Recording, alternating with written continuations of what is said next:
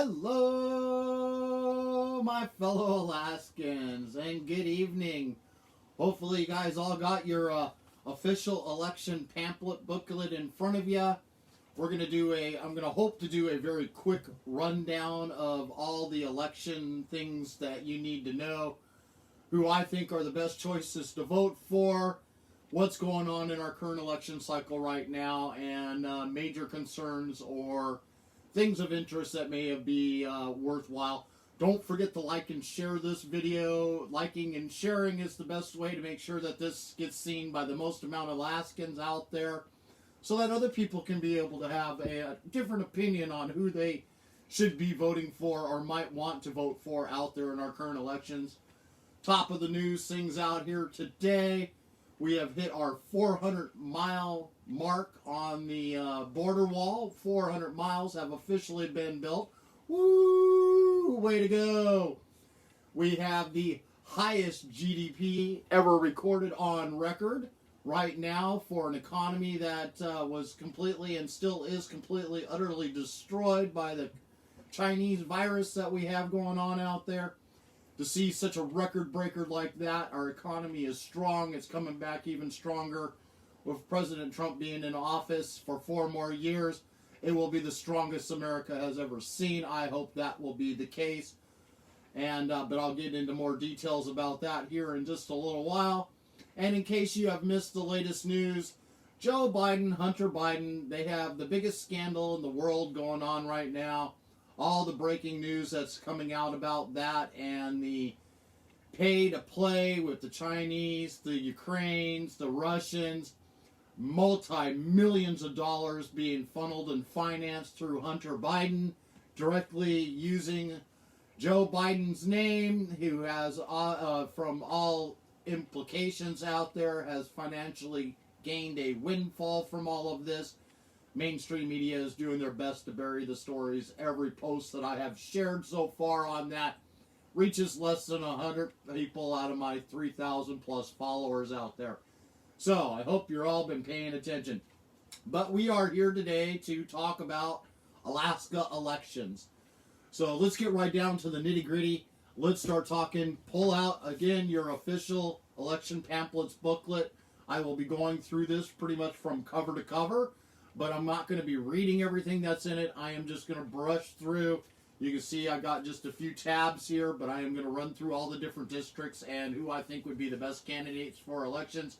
I will run through the different judges by name, who I think should be yeses and should be nos, and also what I believe should happen there.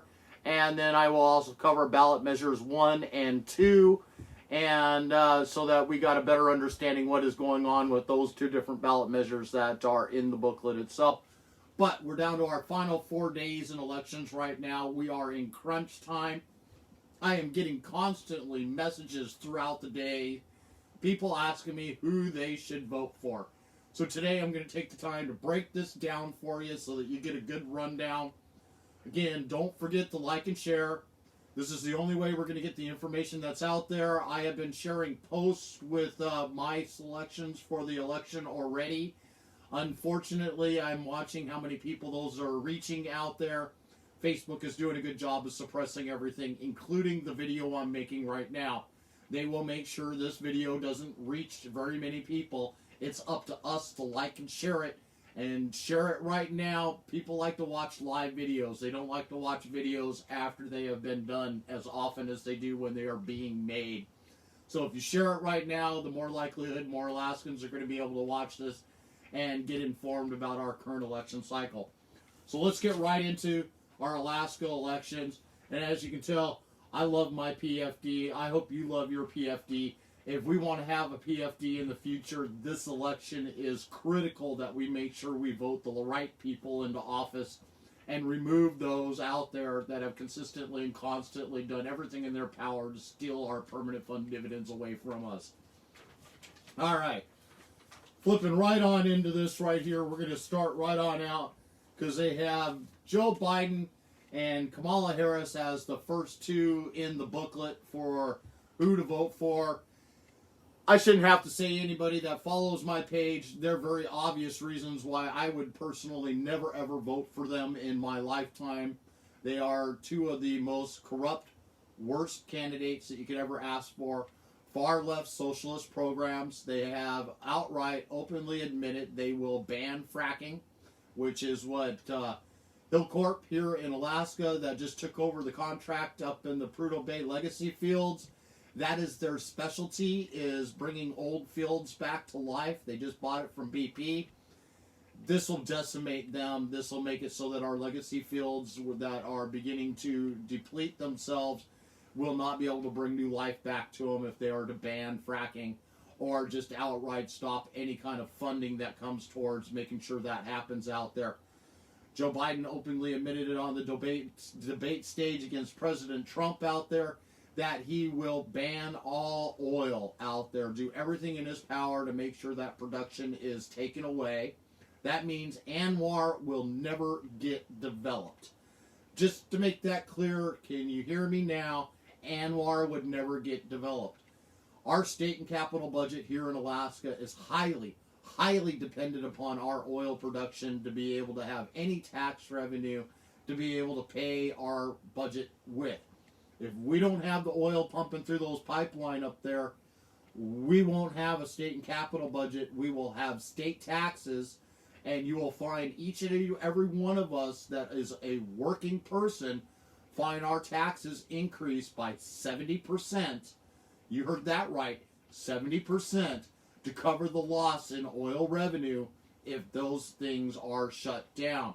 It is estimated over 1 million oil jobs will be lost by 2022 if they make it into office. I hope that can't be more blunt why I don't want them in office.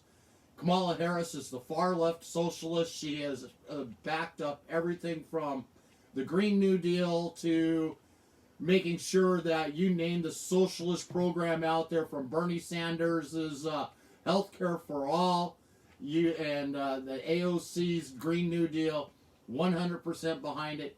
Joe Biden is bringing those people in as his campaign or his administration, who he wants to have working for him, is Bernie Sanders. And we can't forget the Second Amendment. They want to take that away. They want to remove any and all and everything that has to do with the Second Amendment and our rights to be able to bear arms and own a firearm.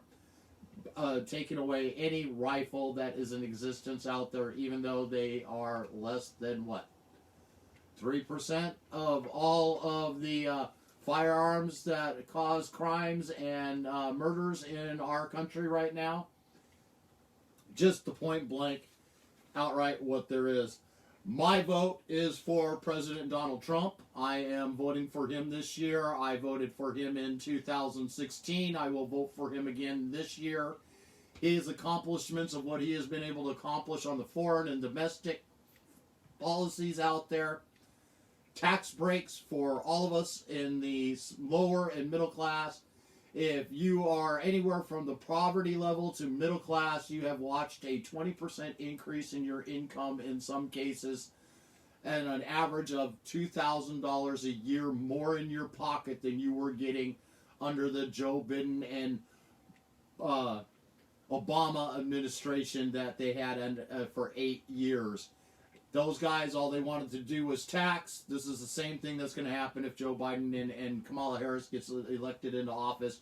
It's going to become a tax frenzy. We can watch on an average of our taxes increasing on a yearly basis while they are in office. It is estimated within the next 10 years, under just their administration in these next 4 years, we will have a $7,000 a year tax increase with all the far left socialist programs that they want to instill out there, and guarantee that $2,000 extra a year that you've been seeing for the last few years will be gone in the first year after they get into office. So, President Trump, Vice President Pence, that's my choice for voting for presidency. Moving right along, we've got our senators running for Senate. We've got Al Gross. He calls himself a nonpartisan independent. Fact. every time we turn around, they call themselves an independent. They caucus with the Democrats. They are on the Democrat platform. Even when you go to vote and you go to fill out your ballot, it says Democrat next to his name. He is a Democrat. We can kiss Anwar goodbye, because if he gets there, that's one less vote to be able to make sure that Anwar stays open. One more vote for the Green New Deal. He has also openly stated when he was on the public media television station the other day, and he was talking to them about his election, and he was asked about the Second Amendment. He goes, I'm all for the Second Amendment. But when it came to our rifles, he's all for making sure our rifles get taken away, specifically targeting any rifle like the AR-15s. He even had the gall to bring up AK-47s, which have been banned in the United States since 1989. You cannot purchase them unless you had previously owned one prior to the banning within the United States. They no longer exist. They're no longer a purchasable gun. But he outright said that he is going to take them away. He is for the single-payer medical plan. So if you're not sure what that means there is one plan to get your medical from, and you pay into that one plan for your medical. This will eliminate any private insurance you have for your medical right now. It is Obamacare put on steroids is what that is. You will no longer be able to keep your doctor. You will no longer be able to keep your insurance that you have. This is worse than any promise that Obama made us when they passed Obamacare. This will completely eliminate all of that, and you will have one choice, single payer. That's it. Come on, we really got to wake up when we got looking at our candidates out there. Don't believe the bear doctor, that didn't really actually shoot the bear. From everything that I've learned out there, he is nothing more than a candidate of lies that is working directly on the Schumer platform and Pelosi, and their goal is to do exactly what they have been trying to do for the last 4 years. He is fully on board with all of that. That is why I will be voting for Senator Dan Sullivan. Senator Dan Sullivan has been true and trustworthy. He made promises to us all when he was elected, and he has kept those promises. Unlike the Rhino Senator Lisa Murkowski, Senator Dan Sullivan has kept his promises. He has done more for our veterans here in the state of Alaska than any previous senator has done. He has made sure that we have received billions, and I'll repeat that, billions of dollars in our military here in Alaska that is for growth and expansion of our forces up here, from different missile silos and getting the F-35s coming up here, among other things. He is also one of the leading candidates out there that has worked to clean up our oceans, the Seas Acts, different things along those lines. He's one of the first for our Alaska Natives to talk about the crises that we're seeing there when it comes to the bottom line, the raping that's going on, the trafficking of our youth, to the disparities that they are facing in living in rural Alaska. I do not see Al Gross standing up for any of those things. I have yet to meet a Democrat that actually does stand up for any of those things. When it comes down to it, they say, oh yeah, we stand up for those things. But when it comes time for funding, do we Alaskans, the average Alaskans, get to see any results from it? No. But do we watch the special interests whose budgets that they're cutting to profit from it? Yes. They're getting rich with not producing any results. This includes like our K through 12 and university education system. We're paying the highest in the nation for the worst results. We are not getting our bang for our buck whatsoever. Things got to change. Al Gross is not your man when it comes to sending them to D.C. It's going to be Dan Sullivan. Dan Sullivan is going to be the man that's going to fight out there for results to make sure things change for us in the future. Moving right along. We got Elise Galvin running for representative, the House of Representatives in D.C., she is as far left as you can possibly get. When she was running back in 2018 for this same seat, I always had a saying for her, and I was constantly commenting on the videos that she was making. She was such a joke back then. She's not much better now, just a little more polished. Oh. Excuse me. She's a lot more polished now. I still think she's dumber than a box of rocks. Her campaign out there is, she sounds like she's running for a seat to go to Juneau. She doesn't sound like a representative that we want to have going to D.C. She's all for the Green New Deal, even though she claims she isn't. She totes her husband, works for the oil company, but she backs the Pelosi plan. She's already openly admits that she will back the Democrat policies that are going on out there. That means the Green New Deal, shutting down Anwar. She is for gun control, just like Al Gross. She is all about gun control. Screw your rifles. They're no longer going to be ours. Law-abiding citizens are going to find more laws and regulations put up against us, and not a darn thing to get passed that stops the criminals on the streets who are doing all the killing, crime, rioting, looting, everything else that you see going on in our nation right now. Not a darn thing that she is going to do when she gets down to D.C. is going to stop any of that. She's just right along with the Pelosi-Schumer plan that's going on out there. Supports all of it. Turn the blind eye. Make sure the special interest packets get padded. These same Democrat socialist states out there that are failing right now, that's the policy she wants to have placed into Alaska. That's not someone that I want. She's all for the Medicaid for All program. She claims she isn't, but she is. She has openly admitted that throughout the 2016 campaign cycle. She openly admits it this year.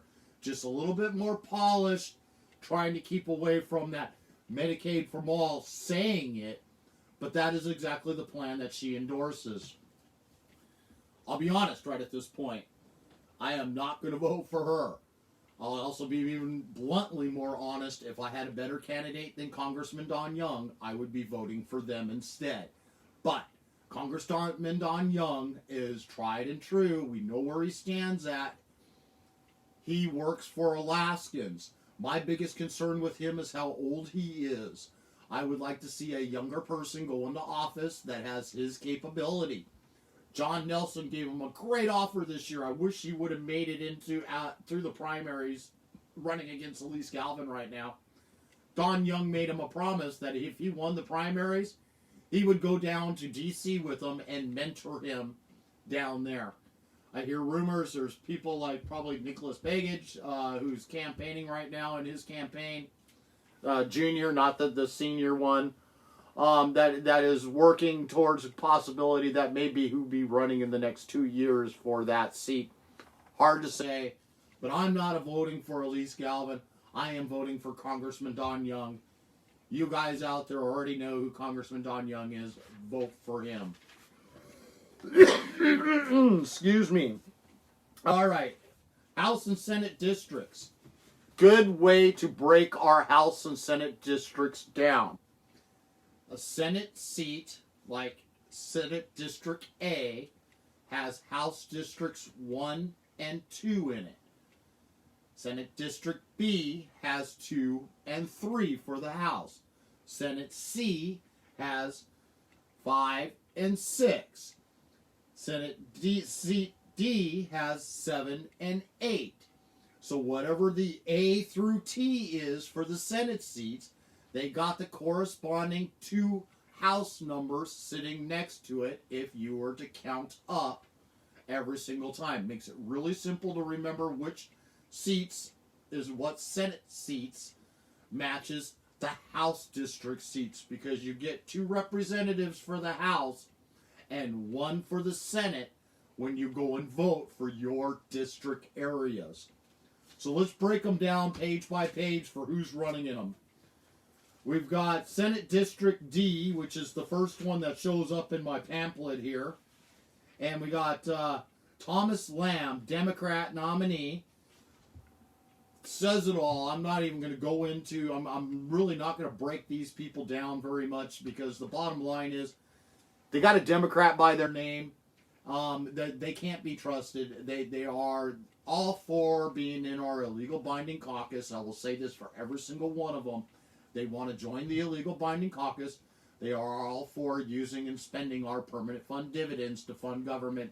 They all refuse to cut the budget. It's going to be status quo, increase the budget, increase the special interest spending on all of them out there, steal more of our permanent fund dividend to accomplish that, and cut zero of the state and capital budget, which is something that needed to be done for the last 5 years now. Next one, we've got Dan Mayfield. He's currently sitting on the Mat-Su Borough Assembly here in the Mat-Su Valley. And I really don't have too much to say about Dan Mayfield other than I don't trust him. One of the biggest reasons why is we had a bill or an ordinance that came up that had to do with our gun rights here in the Valley, our Second Amendment rights. And when it came time for him he made promises to those that did not want to have the ordinance added in, did not want to see a change in this ordinance. He made promises to the folks out here in the Valley that this is exactly what he wouldn't do. And then when it came time for them to vote on it, he advocated for the Democrat platform, repeating word for word, I repeat that again, word for word, what the Democrats were posting on their page about making sure this ordinance passed. Well, guess what? It went to the Planning Commission. It has now been pulled out of the Planning Commission and has been reseated back in front of the Assembly. They are doing everything in their power to restrict our gun rights out here in the Mat-Su Valley, making it even harder for you to be able to own your own acreages out here, lining up, sighting in your guns on your own property if you got the right barriers set up, safely being able to do that. They want to restrict that. They want to make it even harder for the gun ranges that we do have, passing more ordinance, more restrictions onto them. He was 100% behind this. Anybody that thinks that he is for our Second Amendment right, they just need to go and watch what happened with that. Hundreds and hundreds of people showed up in a blizzarding snowstorm to protest what was going on, and he ignored our voices, even though he made promises to us that he wouldn't, and he agreed with us at the time, until the Democrat platform got a hold of him. By the way, the Democrat platform is who's financing his campaign right now. But the Democrats are silently promoting his campaign. They are actively supporting Thomas Lamb as their candidate to win this year. Both get a no vote from me. We've got Senator David Wilson. He is the Republican Party ticket. He is running on the Republican platform. If I didn't have an alternative choice out there, Senator David Wilson would be who I'd be voting for this year. Here's where I've got a problem with him. During the forums this year, he openly admitted that he will join the illegal binding caucus, just like Dan Mayfield will, just like Lamb will. He will join the illegal binding caucus and has said so more than once during the forums that they've had this year. He said he would rather be feasting at the table than collecting scraps on the side. He has every single year voted to take our permanent fund dividends away from us. He claims he's for protecting our permanent funds, but when it comes time for the vote, he always votes yes to steal our permanent fund dividend.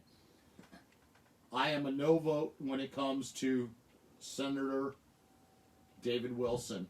I'm sorry, David, you may not like me for it. I will not vote for somebody that will sell my voice and sell my vote to be feasting at the table instead of collecting the scraps and doing what's right by the constituents that would have voted you into office.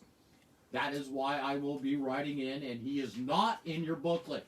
Just so you know, he is not in our booklet. We got Stephen Wright, pronounced Stephen Wright. He is a write-in campaign. I will be writing in Stephen Wright's name when it comes time for me to vote.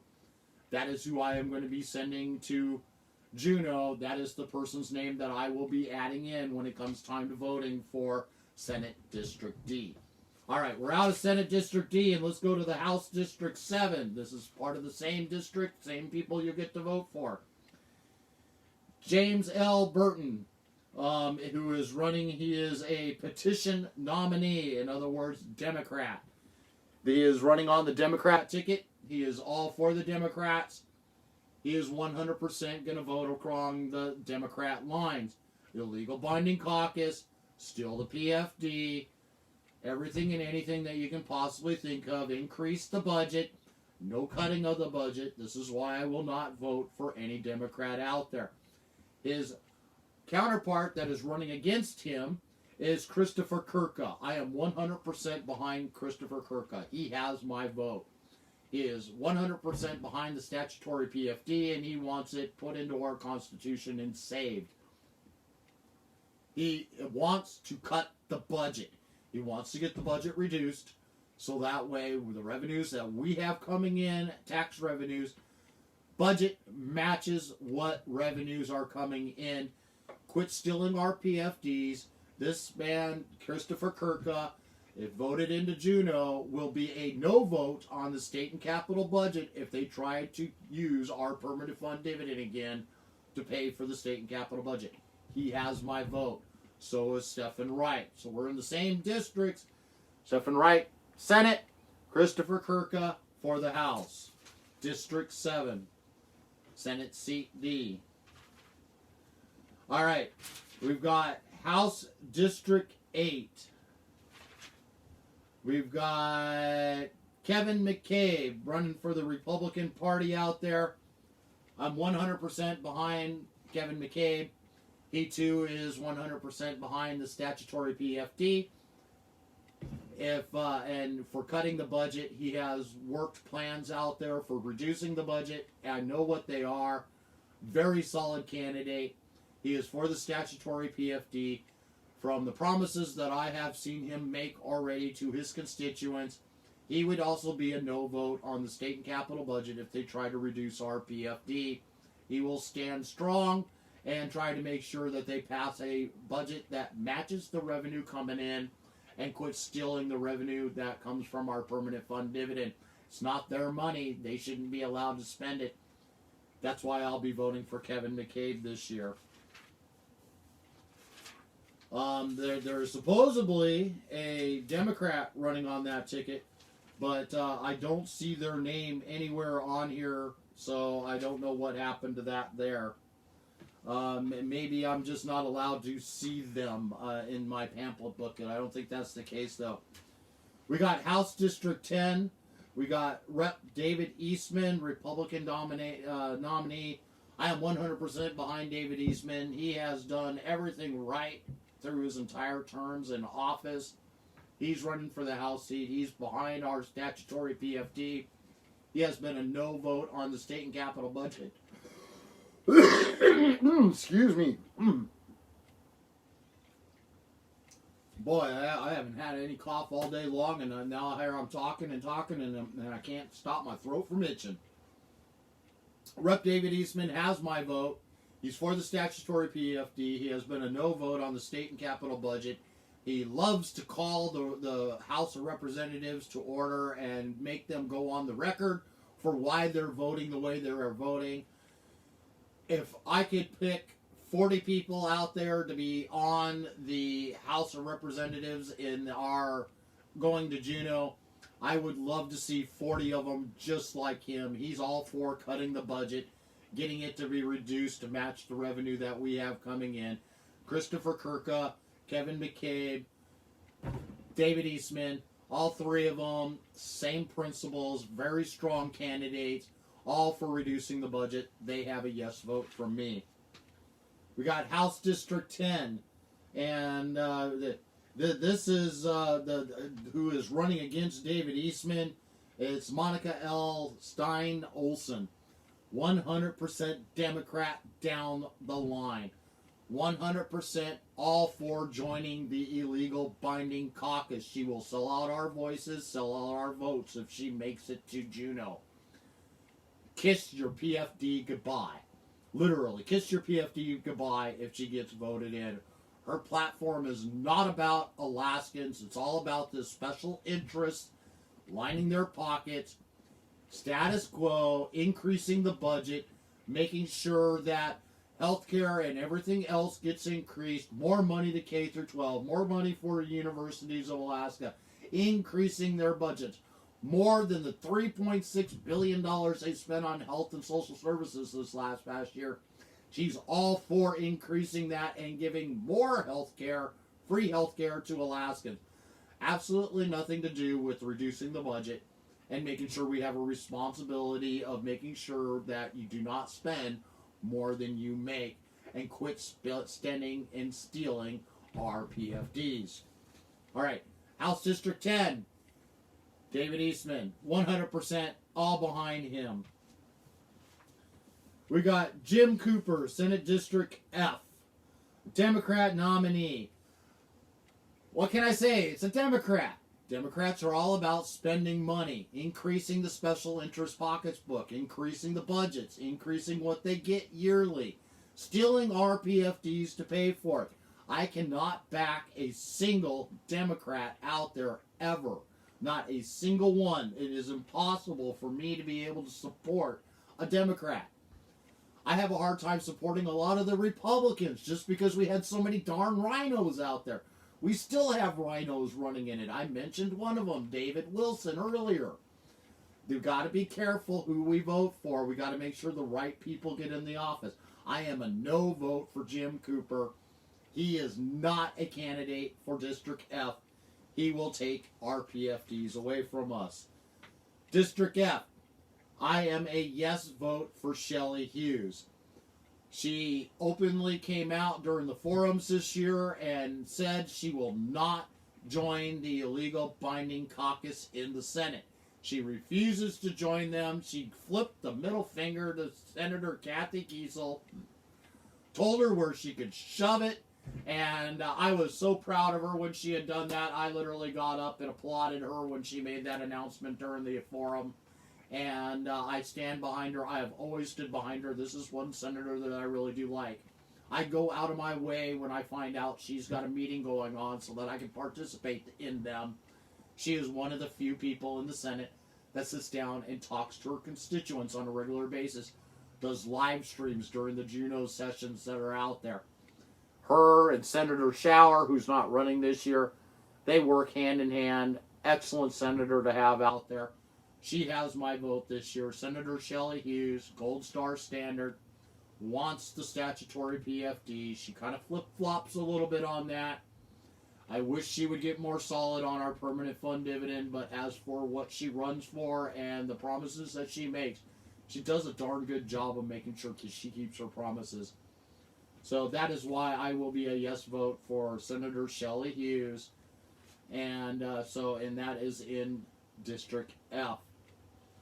House District 11, Delana Johnson, Republican.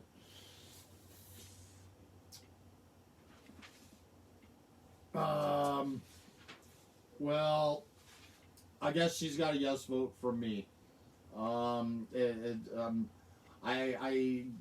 We really do got to watch what's going on out there.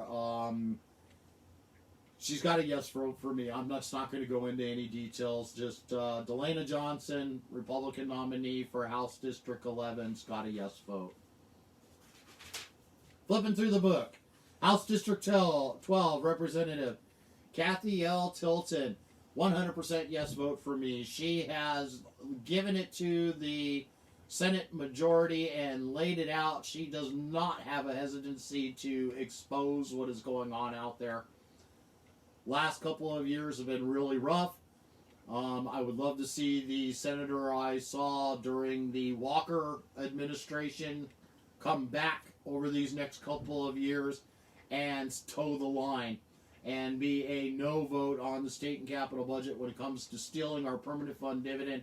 Demand that those cuts happen when it comes to our state and capital budget. She's been really solid on a lot of things. I'd like to see that person come back over the next 2 years. She has a yes vote from me. All right, keep flipping through the book here. House District 13 Representative James A. Kenton Sr., Democrat nominee. Again, Democrat nominee, what can I say? Stealing our PFD, increasing healthcare costs, increasing education costs, increasing the state and capital budget, taking more of our money away from us. Everything goes to the special interest, screw the rest of us. That is what you get when you vote for a Democrat. You choose to vote for a Democrat, you deserve what we get. All I can say is if you want Alaska to change, you want the politics up here to change, you want them to start matching the revenue that they have coming in for taxes, what they pass for a state and capital budget, we need to make sure we got a Republican Party put into place this year so that Governor Mike Dunleavy can make sure the things that he has been trying to do now for the last 2 years actually begin to happen.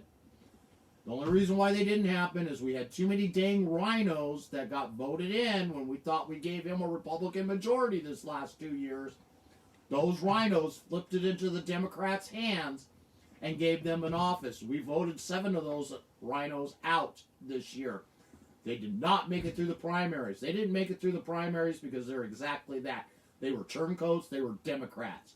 They had no business being left into office. They made promises that they broke to all of us. They sold out our voices. They sold out our votes to be in the illegal bonding caucus.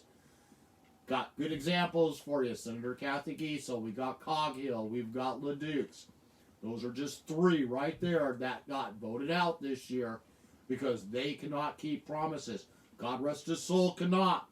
If he would have still been in the primaries, he would have lost this year because he sold us out. They are the reasons why the Republicans did not have the majority and the Democrats took over control over the last 2 years. Don't believe the Democrats when they say the Republicans had the party. They were in control. Republicans weren't in control.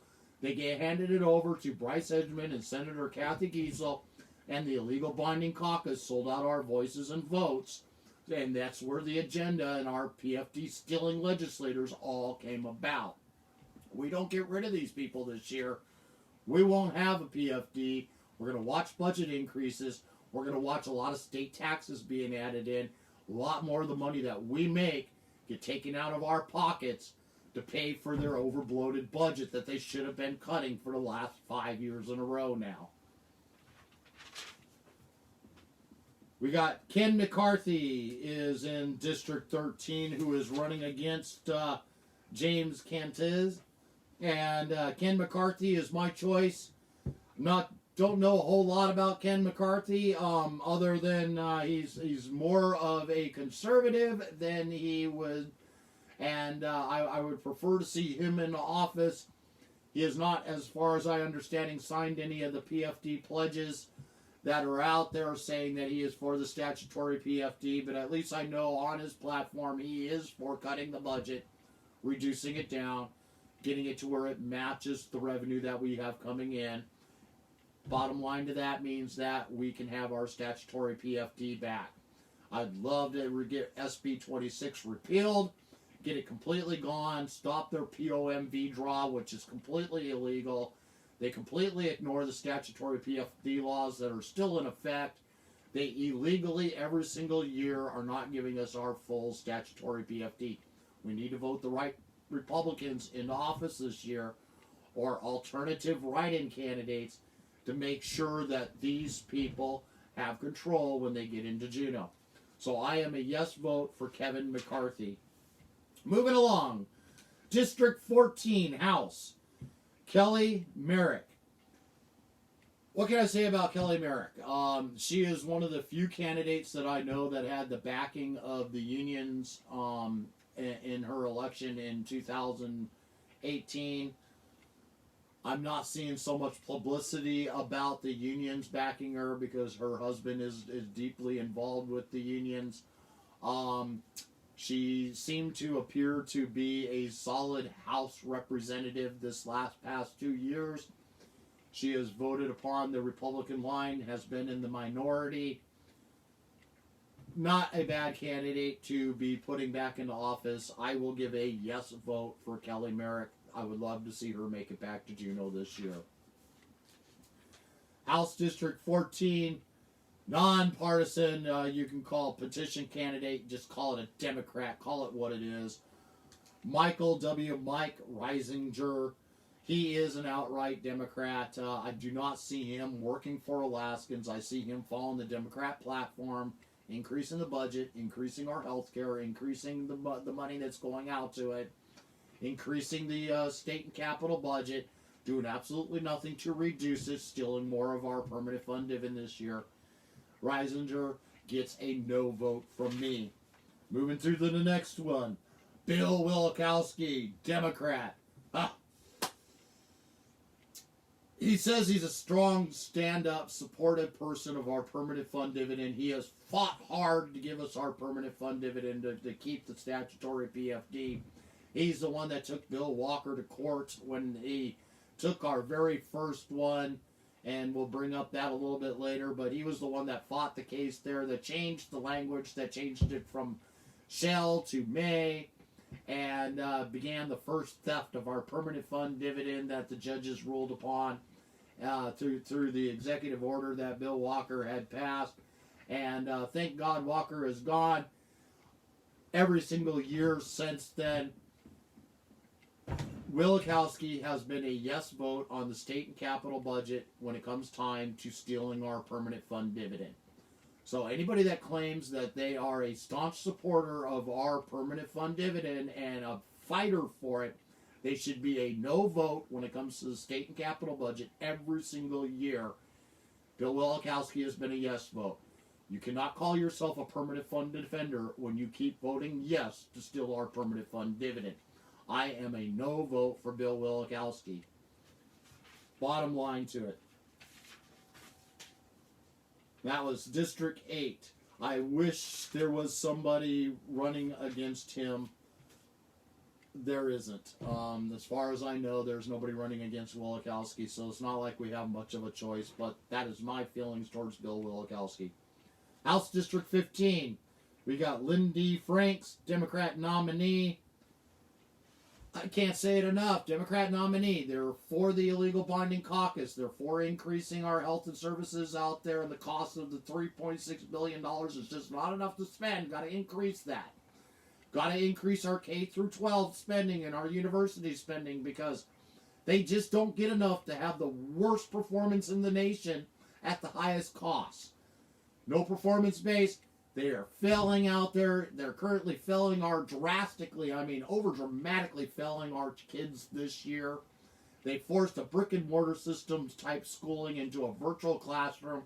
Our kids are failing dismally. Those that entered into a homeschool program, not the school district program of the brick and mortar style they got, but actual homeschools, are doing phenomenal out there right now. This virtual classroom platforms that they're using is a total failure. They should have embraced the homeschool platforms. That's what they should have been teaching our children. We would be watching our children excelling right now. Very easy to do, very easy to implement. They refuse to do it. I'm going to blame parents and teachers when it comes to our children failing at this point in time with these virtual classrooms. Parents are failing their kids. The school districts and teachers are failing our kids. They shouldn't be allowed to get away with this. Again, any vote for a Democrat is a vote to have the illegal bonding caucus, increasing the budget, new taxes for us all this year. I am a no vote for Lynn Franks. She has no. But, going by what's here, if you got a write-in name, just like with Wielkowski, if you got someone's name you can write in that would love to run for office, write in their name. Don't hesitate. It would be nice to see people replace these guys so that they do not make it to Juneau. We got House District 16. Paul Bauer, Republican nominee. Haven't really heard a lot about him.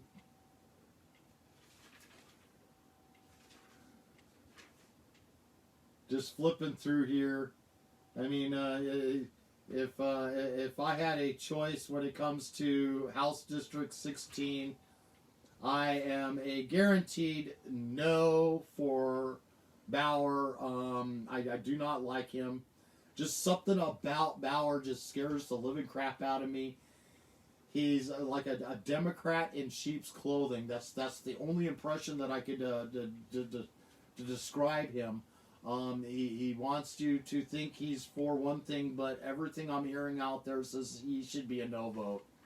So for House District 16, Paul Bauer, he has a no vote from me. We got Scott A.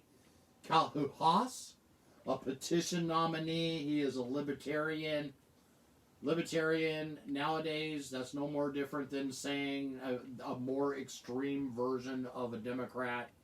They have really moved away from any conservative point of views out there. They have very few values that I embrace myself. I am a no vote for him. And then I am a yes vote for, no, I take that back. I'm a no vote for Ivy Spanholz, the Poison Ivy. She is the one during one of the confirmation hearings that we had for a person that was taking a cabinet seat with Governor Dunleavy, came out and came up with this mystical Me Too moment.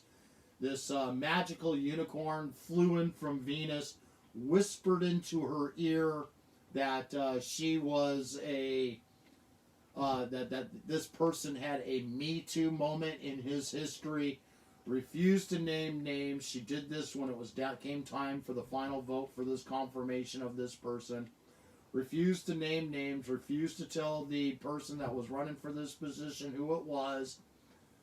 Convinced everybody out there that this Me Too was just totally atrocious, and I can't tell you who it is or what it's about, but trust me.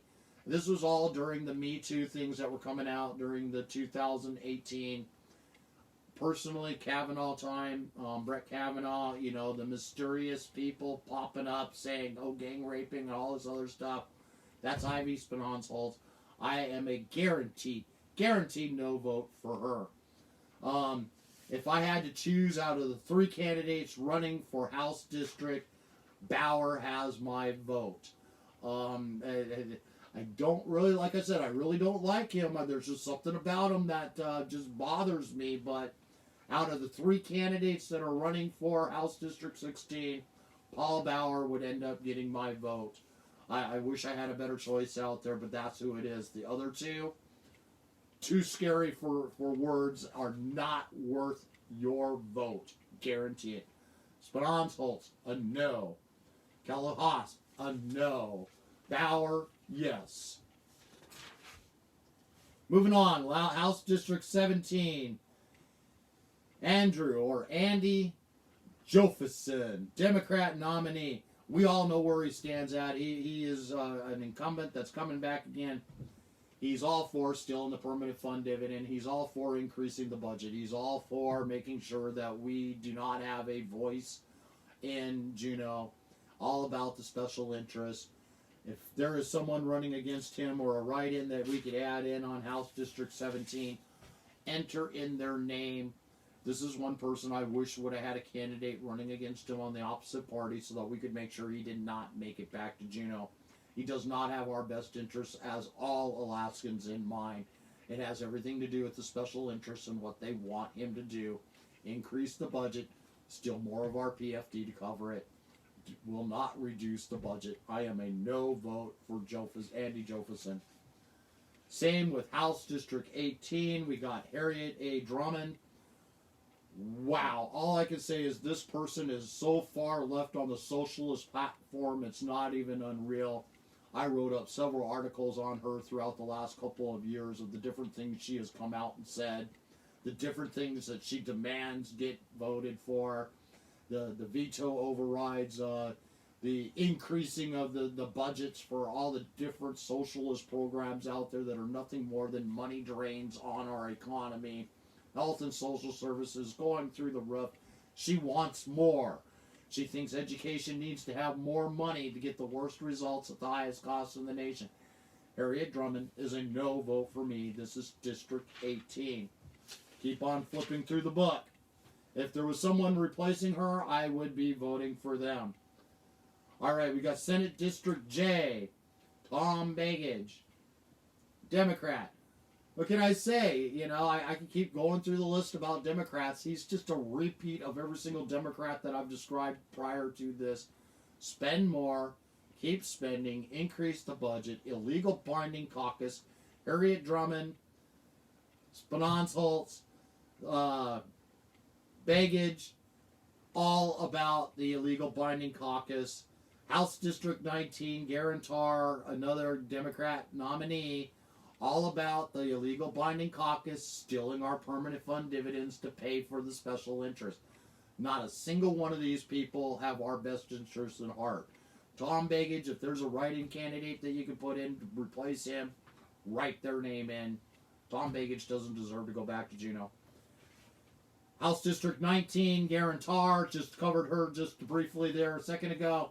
I'm a no vote on her. Same thing. Increase the budget. Take more of our permanent fund dividend. Keep making sure the special interests get well funded while the rest of us Alaskans are suffering. Was a yes vote every single year to steal our permanent fund dividend. Laws mean nothing to the Democrat Party. They made that very obvious. Laws mean nothing. They will more than happily break a law to pass their budget. I can't name how many times they sent everything to the judicial branch to be legislated through them because they couldn't get it to pass through, or they did pass it through and our governor vetoed it. They were more than happy to make sure that it went to the judicial branch so the judicial branch could legislate from the bench what they are responsible to do.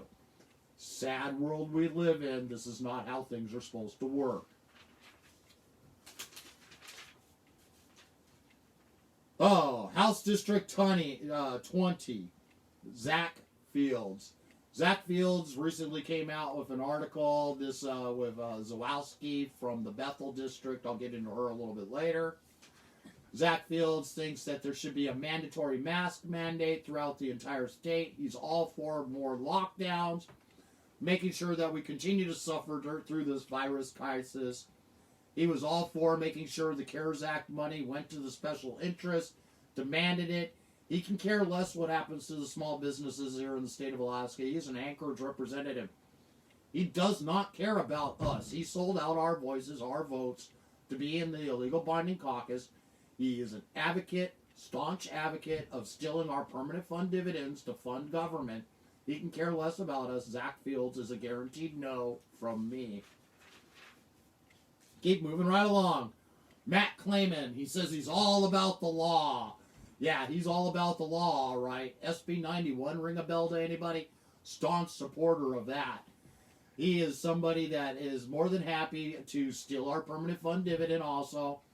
He fails to follow the laws. He says he's about the law, but he does not follow the laws. He's more than happy to break them to make sure the special interests of Alaska stay well funded.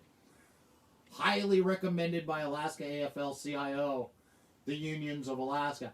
Any Democrat or anybody, and I don't care if they're Republican or a Democrat, if they are supported by Alaska AFL-CIO, they are not about helping all Alaskans. They are for making sure the special interests of Alaska stay well funded, using our money to do it. Screw the rest of us. We don't care if your business is losing money. We don't care if you're shut down. He wants mask mandate to be mandatory. He wrote a letter to the governor telling him, demanding that to happen here just in this past week. Staunch supporter of SB 91. Continuously, I've got an article that I was sharing there for the longest time about Matt Clayman and his inability to follow the laws. Look it up. Definite no vote from me. Someone that needs to be removed from office. Write in somebody else's name if they're out there. Get rid of him. I think that Largette is running against him, or somebody is running against him right now. Get rid of him. House District 22. Sarah E. Rasmussen, Republican nominee. Don't confuse her with Senator Natasha von Imhoff and her family, the Rasmussen Foundation. It is not spelt the same way. Not the same family. Sarah E. Rasmussen for House District 22. Been pretty solid candidate from what I've seen of her voting record. She is somebody that I will vote for if I lived in her district. Vote for her. Don't have too much to say about her voting record. What I do know, I'm just going to highlight and say she's a hell of a lot better than anybody else that is running in House District 22. Speaking of House District 22, we got Stephen Trimble, petition nominee, non-affiliated. He's not affiliated, all right. He's non-affiliated, but he's affiliated with the Democrat Party. Vote for him is a vote for the illegal binding caucus. A vote for him is for increased budgets. Vote for him is for the status quo. A vote for him is everything that I've been talking about throughout this entire video right now about who and who not to vote for. Sarah E. Rasmussen is the person I am voting for. So should you. At least I hope so anyways. Not trying to tell you who you are to vote for, but that would be my choice. Senate District L. Man, this is a pack full of Democrats. Nothing more than a bunch of Democrats. We got Kathy Roslin. She doesn't have a chance in hell of winning this election whatsoever. There is no way she's going to win. Her name is barely even mentioned out there. She's on the Democrat ticket. This is not who the Democrats are backing. So, just so that you know, even though she's a Democrat, they are not really pulling any punches. They're not really financing her. Who are the Democrats financing? Natasha von Imhoff on the Republican ticket. Natasha von Imhoff, family owns the Rasmussen Foundation, a big name out there.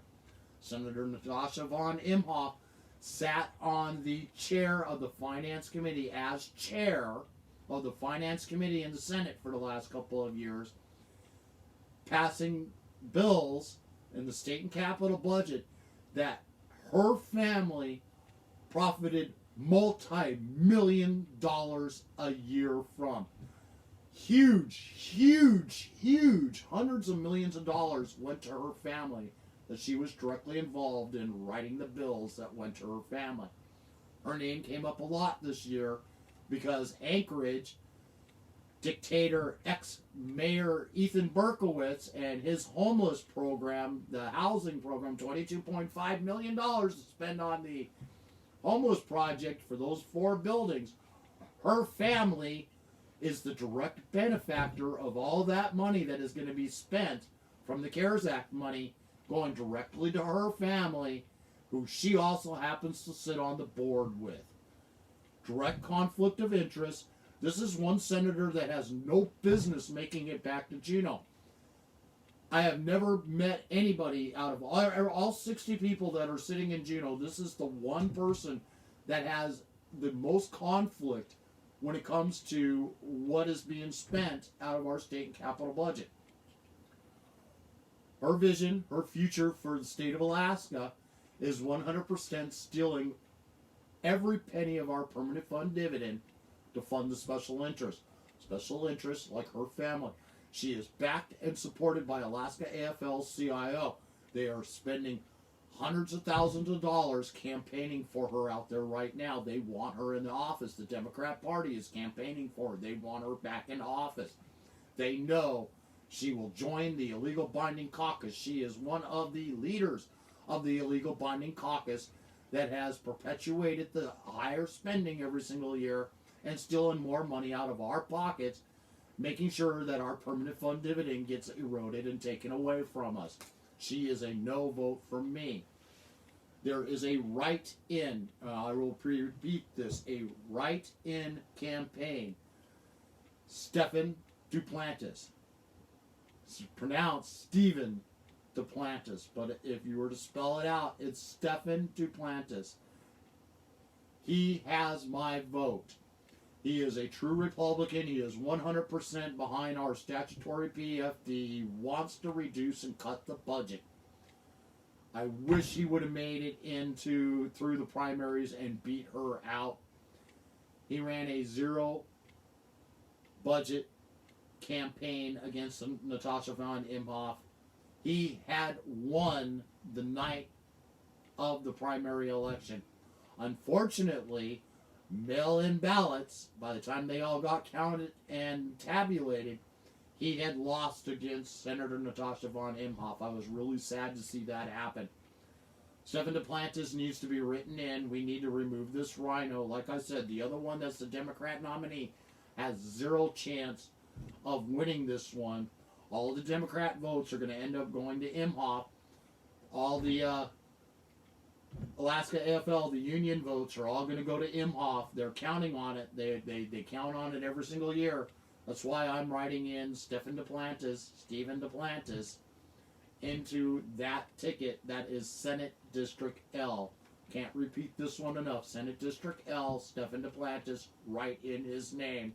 We need to make sure we get a real true conservative to replace this rhino, BFD stealing, financing, personal finance, conflicting Senate Natasha von Imhoff family, making sure they get rich off of our money. She needs to go. All right, House District 23, moving on. We got Kathleen Hensley, Republican nominee. I've heard a few things about her. She sounds like a pretty solid candidate. She's got my vote. Hensley, Kathy, for that district. Who she is running against is Chris Tuck. Chris Tuck, what can I say? He's voted to steal our permanent fund dividend every single year. He's all about the special interests of Alaska. He made sure the bulk of the CARES Act money went to them. He's all for mass mandates and shutting down our state once again. He can care less about the what happens to all Alaskans. It all has to do with the special interests, increasing the state budget, making sure that it stays well funded so that their pockets and bank books continue to grow, while the rest of us sit around and suffer wondering, where's all of our tax money going? Why are you stealing our permanent fund dividend, especially for like K through 12 and the University of Alaska, giving it to them and our healthcare system, when I don't even get to benefit from any of that, when we're getting the worst results in the nation. We can't keep voting in these people back into office. Kathy Hensley, District 23, she has my vote. Chris Tuck, you can go bye-bye. I do not want to see you back in going to Juneau. I really hope he loses this year. Kathy Hensley's got my vote. All right, moving on to the next one. We are almost done through the House and Senate seats here. They're moving through them rapidly now. We got Sue Levi, Democrat nominee. Same repeat, binding caucus, increased budget, still more of the permanent fund dividend, could care less about the rest of us. They are campaigning extremely hard to get her to win this year.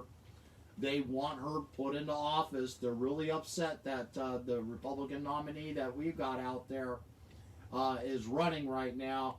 They got a campaign ads that are running nonstop in that district, saying to vote for her, to unseat to make sure that the Republican nominee doesn't make it in. Sue Levi has a no vote for me. My vote goes to Tom McKay. Tom McKay, he has my vote. 100% behind the statutory PFD. He wants to reduce and cut the budget. He wants to make sure the revenue coming in matches the revenue that's being spent. Quit stealing our permanent fund dividend. Tom McKay, I've heard more enough about him to know that he is a guaranteed yes vote for me. We want things to change in Juneau. We want the budget to be cut. We want to be able to give our governor, the people voted into office that are going to make a difference. Tom McKay is the one to vote for. There is no alternative choice out there. All right, Senate District M. We've got the petition nominee, Andy Hollerman. Democrat. I mean, there's no other way to describe it. I don't trust him. He's all about the school board, the school districts, increasing the funding for K through 12, University of Alaska. Not too sure what his policies are about health care, but I know that just like any Democrat out there, more than happy to make sure that budget increases. Doesn't care about cutting the budget to match the revenue. More than happy to join the illegal bonding caucus. More than happy to steal our permanent fund dividends to pay for it all. Hollerman has a no vote for me. If I had a choice, Josh Revak is not it. But he is, compared to Hollerman when it comes to going into the Senate, at least I know what I'm getting with Revak. I don't like the man. When he was voted into the House of Representatives. He stood strong. He was voting the party lines. He was in the minority. When he got moved over to replace the empty seat into the Senate, he flipped. He joined the illegal binding caucus in the Senate. He sold out our voices and our votes when he got over there. If there was another alternative candidate running against Revac, I would vote for them. But there isn't. So Revac, unfortunately, he has my vote.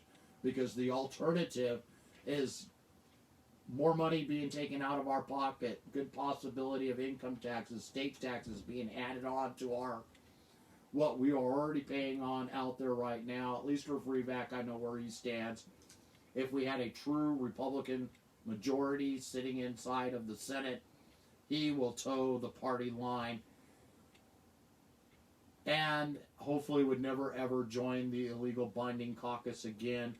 He has not given no commitments to that. He's kind of like David Wilson, and has pretty much admitted that he'd rather be feasting at the table than starving off to the side collecting scraps. That's why I don't trust Revac, but between the two alternatives out there, Revac's got my vote. All right, Mel Gillis. Mel Gillis is another appointed seat. He took Revac's seat when he moved over out of the House. Mel Gillis has done a pretty darn good job while he's been in there so far. This is his first year running as his own campaign, not being appointed to the seat. I like Mel Gillis's platform. He sounds like a staunch conservative out there that will do good for the party. Cut the budget, reduce it to match the income coming in, save the PFD. Someone that's going to work on the governor's not agenda, not work against him like we've been seeing over the last 2 years. Running against him is Calvin R. Schrag. I can't pronounce that. Democrat nominee.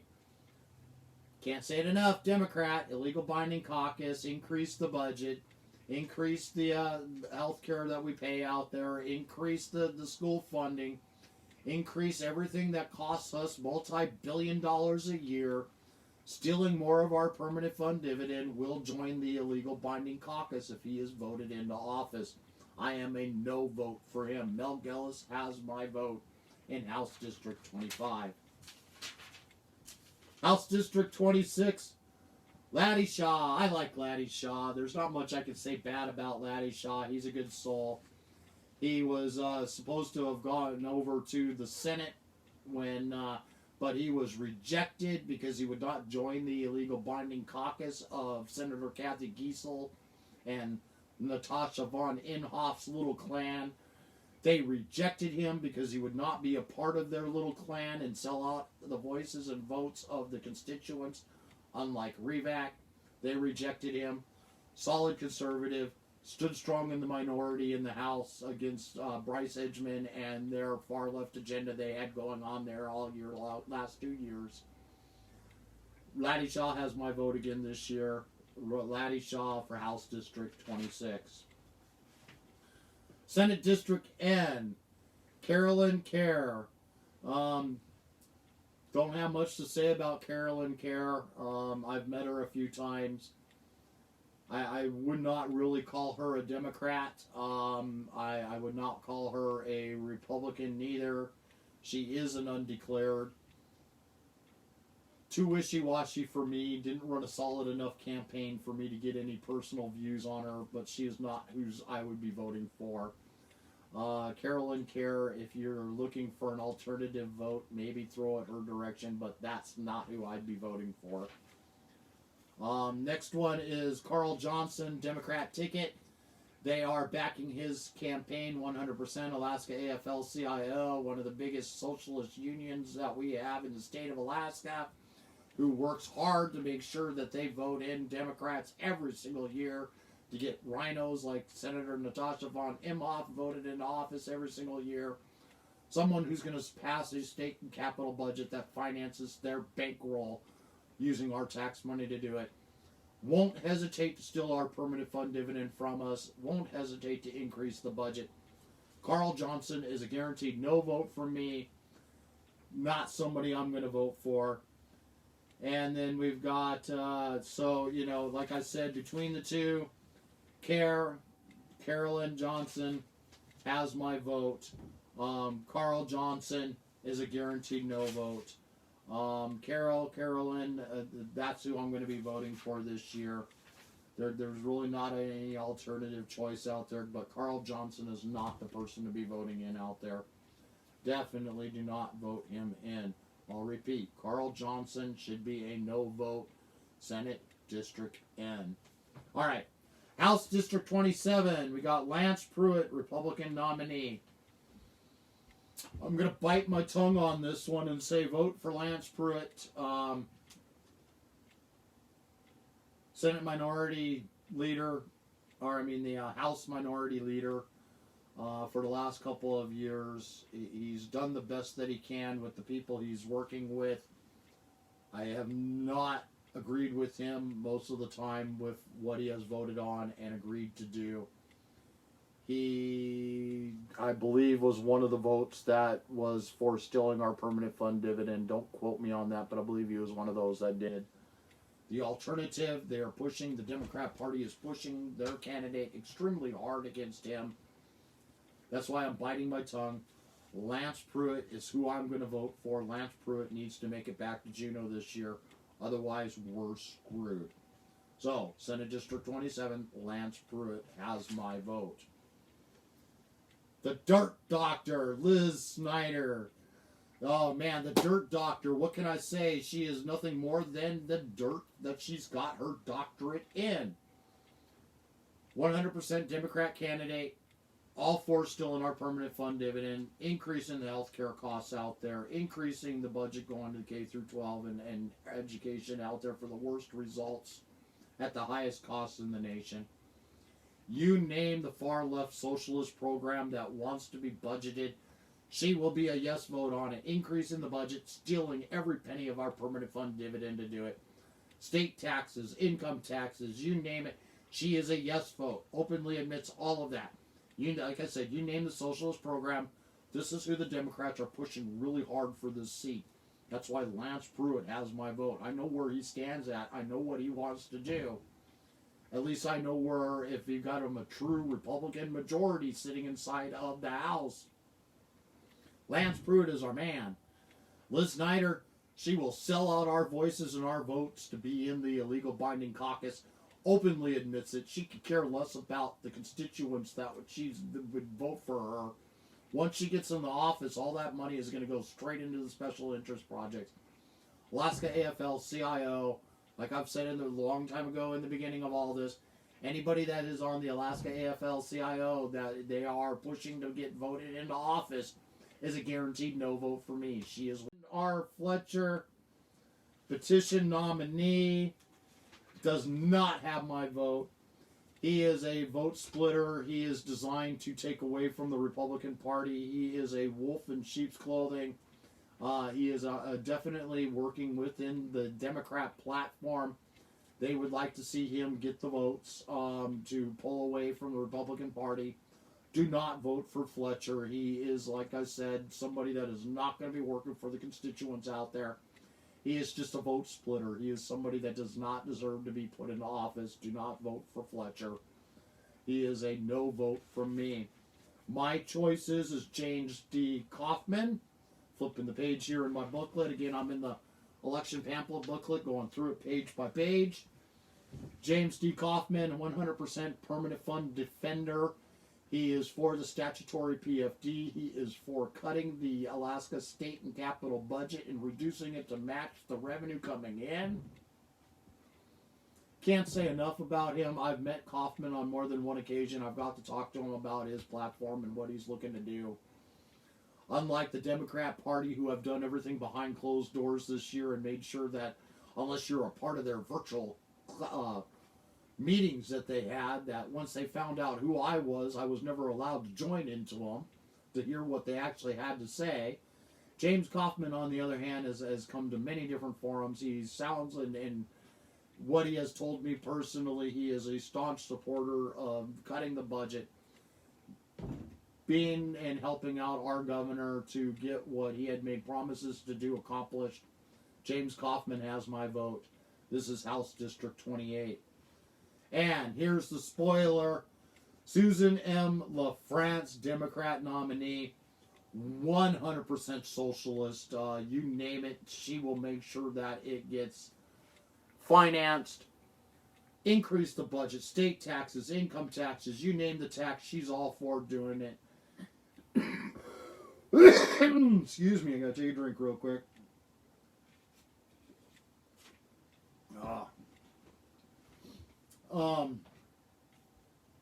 Extremely scary person. She's worked on the assembly in Anchorage.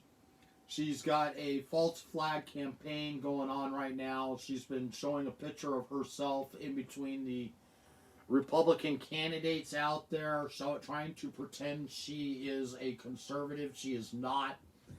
She would be bad for Alaska. Anybody that is fool enough to vote for her just because she's a woman and looks good, you're an idiot. An outright idiot. Susan LaFrance is a guaranteed wolf in wolf clothing. She doesn't even hide that she is a wolf. She is out there to take us down. Anybody that has watched her on the Anchorage Assembly knows who she is and knows she does not have all Alaskans' best interests at heart. She is a socialist through and through. Increase the budget. Still our permanent fund dividend. State income taxes. You name it. Look what they've done in Anchorage. Highest budgets in Alaska history. The entire terms that they've been there. No different this year. They're increasing the budget again this year. That's her campaign. She is a guaranteed no vote for me. James Kaufman has my vote 100%. Kaufman's the person to be voting back into Juneau, or voting into Juneau this year. We need to make sure Kaufman wins. This is House District 28. All right, moving on. Ballot measures 1 and 2. Sample ballots. I got to point them out, because this is what you see written inside the book. So these ballots here, when you go to vote, that's all you're going to get to read about ballot measure 1 and ballot measure 2. As you saw with ballot measure 1, it's only about 4 paragraphs long. Let me give you a history about the Alaska's Fair Share. You work for a company. You have been with this company for the last 15 years. During the last 15 years, I am going to change how much you get paid, either higher or lower, 10 times. Every time you think you've got yourself a stable budget, a stable income coming in, I change that budget again and I take away more from you. Following year, I take away a little bit more. 2 years go by, nothing gets changed. Following year after that, I give you back a little bit. You think you're stable, got it for a year, and then we come back and we'll change it again and we'll take away even more. This ballot initiative, ballot 1, is a guaranteed no vote from me. It is just, it's not going to return our permanent fund dividend. That is an outright 100% lie. I am so sick of that, seeing that on their commercials right now about ballot initiative 1. It'll return your PFD. That is a lie. Oil pumping through our pipeline is what creates our PFD. If we have no oil pumping through our pipeline, we won't have a PFD. We make royalties off of every gallon that gets pumped through, going into our permanent fund dividend. Changing what they get taxed is not going to change what we get for our permanent fund dividend and the money that gets put into it. The only thing that'll save our permanent fund dividend is getting our law-breaking legislators to quit stealing our money and to follow the law. That is the only thing. Excuse me. Oh, man, I'm getting really dry throat here. I'm doing a lot of talking. Finally had myself a visit the other day and found out what's causing this with me, and I'm hoping over the next week or so I won't have this problem anymore. Pray for me. Anyways, Ballot measure number 1 is a guaranteed no vote from me. It is a scam. If we want things to change for how much money gets taken away from our oil companies out of our legacy fields, our state legislators need to change it. They need to reduce it. Personally, if I was in control of our state legislator, I would be negotiating with our oil companies and probably meet them somewhere down the middle with the tax revenue structures that they have going on out there. Here's our bottom line of where we sit at. This is where we will not go a penny more. This is where you get your breaks from when it goes below this dollar amount. So that way Alaska and them don't go bankrupt. But as soon as it hits this particular dollar amount, you no longer, what it's selling for, as soon as it hits this dollar amount, you no longer get any tax breaks. You pay just like they pay down in the lower 48, no ifs, ands, or buts. People got to acknowledge it costs more to get that oil pumping into the gas line, into the pipeline, bringing it into production than it does anywhere else in the world. Twice as much. What they make in revenue is not what Ballot Initiative 1 is going to cure. It's going to close them down. I would not want to do business in Alaska if you took half of my revenue away from me. Period. I would not. This takes more than half of their revenue away from them. If you make $1 billion a year and we're going to take $1 billion away from you, what's the point of even being in business, right? Wake up, Alaskans. Ballot Initiative number 1 does not care what will happen.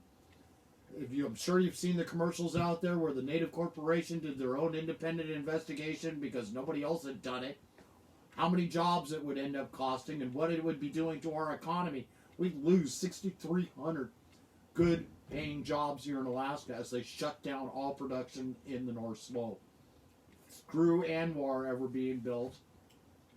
What's the point? That's where Biden and Harris are at. They get elected into office, we'll never get any development in ANWR. They will make sure it never happens. So I'm a no vote on ballot initiative number 1. Ballot initiative number 2. I want to point that out here on this side. It's only 4 paragraphs. 4 paragraphs. This is 28 pages long inside of this book here. 28 pages long. I have posted video after video about the ballot measure number 2 ever since they first announced that it was going to be on our election this year and that we were going to have to vote on it. It is the most corrupt voting way to vote that I have ever seen. I had posted one, I believe it was yesterday, and called Ranked Choice Voting, and type in my name, Politadick, put Ranked Choice Voting behind it. Go through the couple of links that'll pull up there. I'm sure you'll be able to find it. I did a mock race of what it would have looked like in the 2018 election, using the governor race as the example. We changed the ultimate results between the 4 candidates so that Governor Dunleavy had won by the 51+% that he had originally. I said the first round he only got 42% of the vote. And then I allowed ranked choice voting to play out through 3 rounds. Basically, 25% of the most uninformed voters in Alaska gave the win to Begich. We would not be having Governor Dunleavy right now. We would have Begich in office, and God would help us. We could only imagine where we would be right now during this pandemic. Locked up, no longer in business, everybody would be shut down, statewide mandatory mask mandates, businesses closed, and the entire state going bankrupt. That would be pretty much where we'd be at under ranked choice voting. We cannot vote yes for this. It is one of the most corrupt ballot initiatives I've ever seen. This is 100% funded by outside special interests, thinking Alaska is a cheap date. And I'll put it that way because they only have to spend a few $1 million to try to push this ballot initiative here versus trying to do it in, say, California. There's a reason why there is only one state in the entire USA that is using ranked choice voting right now in their elections. And Maine is another one, and Iowa tried it. We saw what happened in Iowa this year with the presidential nominee for Joe Biden, and between Bernie Sanders and Joe Biden. They still don't know the actual results of that race using ranked choice voting. That's how much of a dismal failure it was there. We cannot allow this to happen here in Alaska. If we want Alaska to look like California, vote yes for it. If you don't want Alaska to be California, vote no. I am a guaranteed no vote. I will never vote yes for this. This is, again, the most corrupt bill I have ever seen. Pull it up. Politadick. Ranked choice voting. Type that into your search bar. Politadick, ranked choice voting. I will give you the mock race. Follow the race and how it works. You too will see how corrupt this really is. Alright, so that's 1, 2, 3, 4, 5, 6, 7, 8, 9, 10, 11, 12, 13, 14, 15, 16, 17, 18. 28 pages later, I am finally through ballot measure number 2. When you go to vote, you'll only see 4 paragraphs for that. All right. Wow. Made it through all of those. Woo! Those are still hanging on to all of this. I know this is a long video, but this is one of the most important races that we have ever had here in the state of Alaska to make sure we get the right people voted into office. That's why I'm taking the time to break it down candidate by candidate, race by race. We've got one more out there. We've got Bert Stedman that is running out there. I will say write in Michael Sheldon. Write in Michael Sheldon into the Oval. And for replacing Bert Stedman, he is a rhino. We do not want him back in office. He is not good for Alaska. Write in Michael Sheldon. I don't think he's a very strong candidate, but he's sure as hell a lot better than Bert Stedman would ever be. Will stand up for the statutory PFD. Wants to reduce the budget. Hasn't had any financing to finance his campaign. That's why you don't hear his name out there. But I do know that he's running a write-in campaign against Bert Stedman right now. If you're in Bert Stedman's area, write in Michael Sheldon. We can't go more worse than what was already there. I guarantee you that. So that's the only last little one that I'll add in for the House district races out there. Judicial candidates. I've been getting a lot of behind the scenes people wanting me to know who to vote for out there for candidates. I am sure for the judicial branch. First off, I'd like to say we need to get a ballot initiative, or we need to be pressuring our Senate and our House representatives this year to change the way our judges are chosen. We need to do what they do down in D.C., where the President of the United States has a list of judicial candidates that they would like to have.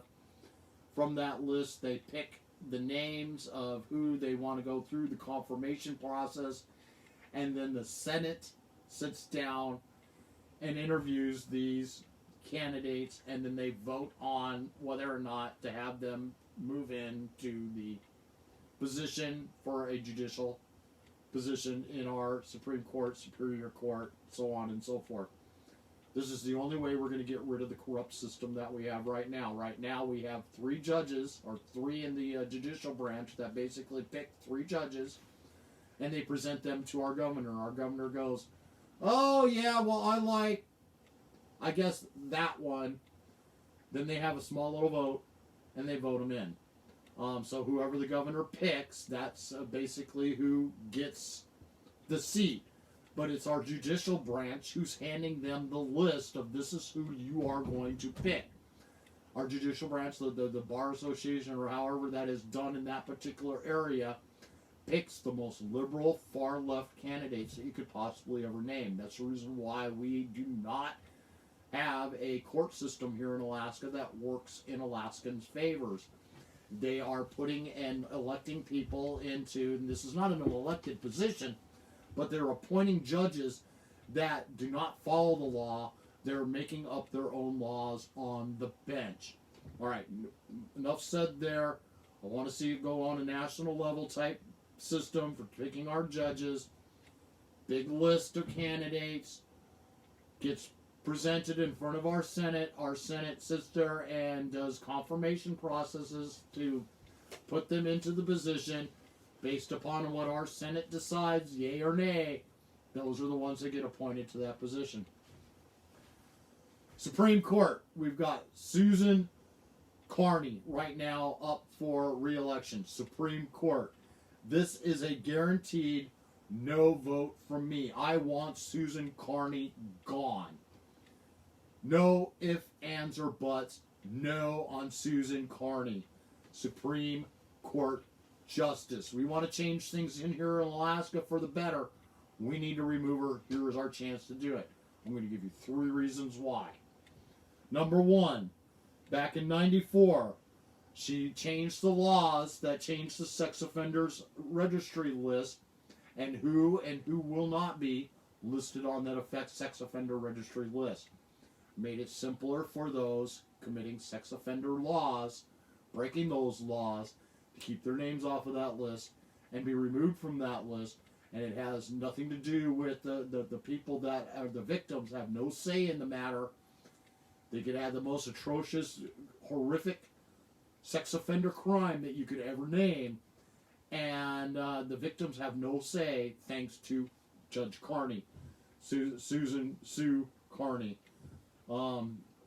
She needs to be removed. The number 2 reason, she is one of the judges that voted to overturn the veto that our governor had done for abortions. She changing the laws, and she's not following the laws that we have on our books. She's making up her own laws as she is legislating. This is not what judges are supposed to do in our Supreme Court. Supreme Courts are supposed to follow the law, not make up the way they feel a law should read, but actually follow the law. If their feelings that the law is not right, they should be handing it back to our lawmakers, our Senate and our House, to change the laws. That is how things are supposed to be done. Not changing the laws, legislating from the bench. That is what Susan Carney has done. Veto of the abortions was vetoed so that us Alaskans were not paying for other people's abortions. I agree with that. I mean, it's bad enough we're killing babies out there, but why in the frick are you making us pay for it too? I don't agree with it. Why am I having to pay for it? There should be no reason why we have to pay for it. I'm not saying you can't go and have your abortion. Just quit making me pay for it. But thanks to this Supreme Court justice, she's all for killing babies and making us pay for it. That's the second reason I want her gone. And the last one is, and this is the big one, back in 2016, she was the deciding vote that stole our first PFD under Governor Walker. The theft of our permanent fund dividend started with her. We do not need judges that are going to make a determination of a statutory law that had been on the books for decades and followed for decades to rule upon shall or may. That is, the language said shall, did not say may, turned it into a transfer, into an appropriation. She legislated from the bench. She took the power away from us, the people, took the power away from our legislators, and she made the decision herself by not following the laws. Her vote, 3 main reasons. Number 1, sex offender list. Number 2, killing of our unborn. Number 3, and making us pay for it. And number 3, she was the nail in the coffin that started the theft of our permanent fund dividend. She is a no vote. All right, let's run through the rest of them. I'll be really quick on these so that we don't get bored here. But Supreme Court, Sue Carney is a no vote. And I'm in my booklet pamphlet here. If you go to the ballot page, and if you want to rewatch this video just to mark them all through a little later on, go right ahead and do that. But Sue Carney, no. We got Judge Wollenberg, Court of Appeals, no. The Third Judicial Superior Court, we got Shell Danny Crosby is a no vote. Shell Andrew Gudy is a you could do a yes or a no on that one. But Judge Gudy, your choice. Judge Henderson, yes. Judge Lamores, yes. Judge Miller, no. Judge Reich, or Ray, R-E-I-G-H, however that is pronounced, no. Judge Wells, Jennifer Wells, is a no. Judge Woodman, Jonathan Woodman, yes. Judge Dickerson, Leslie Dickerson, no. Judge Franciscosis, Michael Franciscosis, I hope I'm saying that right, yes. Judge Hanley, Patrick Hanley, yes. Judge Luigi, Michael Luigi, I'm probably pronouncing that one wrong, is a no vote. Judge McCrae, Carrie McKay, no. Judge Wallace, David Wallace, yes. Judge Washington, Pamela Washington, yes. That runs through all of the judges right there. Oh, itchy nose. All right. So if you're hopefully you follow along, and in the pamphlet booklet, mark them all down. Tear that page out. Bring it with you when you go to vote, because I believe we get to vote on all of them when it is time.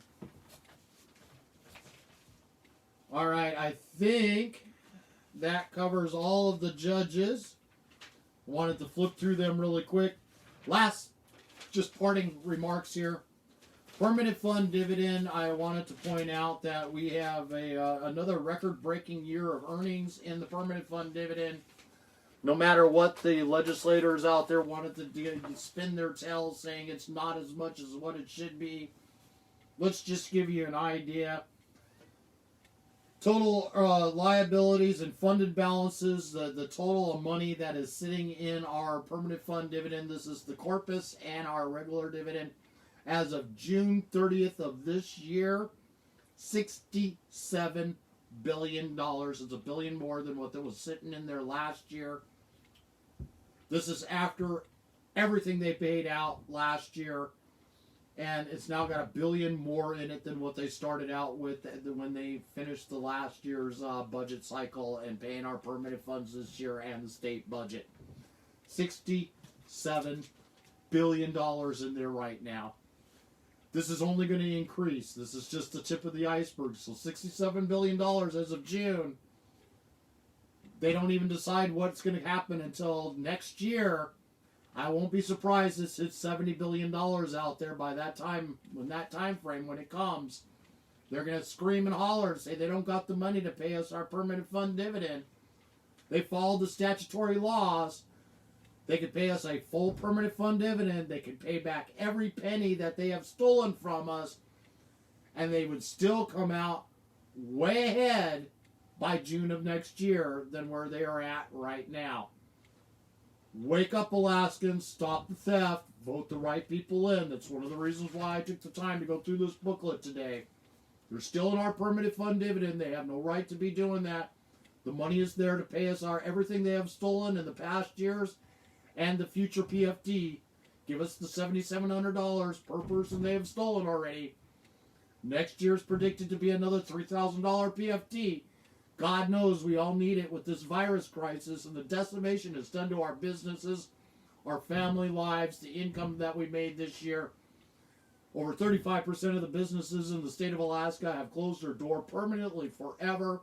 I will not be surprised that number continues to grow, especially if the new acting mayor in Anchorage gets her way. There will be another lockdown in Anchorage. Businesses shut back down again. Many of them will not be able to survive another lockdown. Rumor has it that they are not going to have a special election. The assembly is going to vote to go ahead and let her be the acting mayor until the election in June of next year, when the new mayor would take over after the election is over with. No special election. We can't allow that to happen. If you live in Anchorage, you're a resident of the Anchorage MOA, Municipality of Anchorage, you need to be showing up to this Tuesday's meeting, 5 p.m. Be there.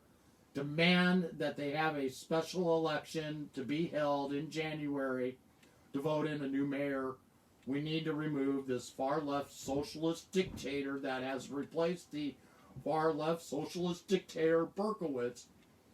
And we need to get rid of the one they now have in office as the acting mayor and get somebody in there that is going to do right by Anchorage, the municipality of Anchorage, and all the people that live there. You are the heart of Anchorage. We cannot let this socialist agenda, these lockdowns, continue. It's destroying our economy. It's destroying our lives. Our children are suffering out there from these lockdowns. They need to get back into school. They need to be able to start getting an education. What they're calling their virtual learning is a complete dismal failure because they decided to put a brick and mortar system into place instead of doing actual, truly performance-performed homeschooling, which is something they could have done, but they chose to be, just like Alaska always does, unique. Diversity matters. Our own uniqueness, got to have our own plan, our own way of doing things. That has been an utter and complete dismal failure since day one. Same as our school system has now been for decades, worst in the nation at the highest cost. All those that are still hanging on at this point, thank you all for joining me this evening, going through our Alaska elections. I know it's been a long one. I will be resharing the candidate list again tonight. I will make sure I post that. It is not a long, lengthy preview like this. It is a straightforward, this is who you vote for, end of discussion type list. Don't forget to like and share this video. Hopefully it opened up your eyes out there for the elections that are going on, which names to write in for which different elections that are going on in different districts and Senate seats and House seats. Like and share. Go to my website, Politadick.com. Click that donate button. Every penny goes right back into making sure I can produce more content. Afford the gas money to make it to these Trump rallies that are going on right now, to live stream them to all of you. Make it to these assembly meetings. Make it to the town hall meetings. Making sure that I keep up on what's happening when they get to Juneau, and making sure you guys are all up to date and kept informed with what's happening there. Thank you all. Y'all have a good night.